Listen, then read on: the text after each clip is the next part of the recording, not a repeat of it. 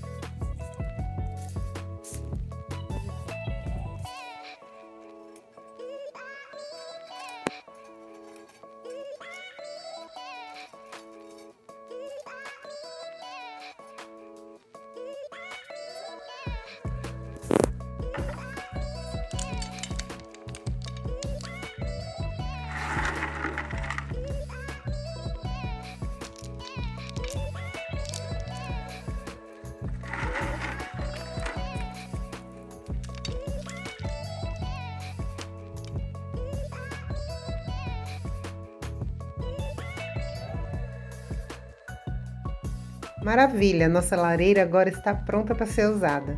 É só colocar álcool 80 nas latinhas e curtir uma noite super agradável. Ela fica super bonita e ela não é só decorativa, viu? Ela dá para assar marshmallow também. Curta essa lareira e faça você também.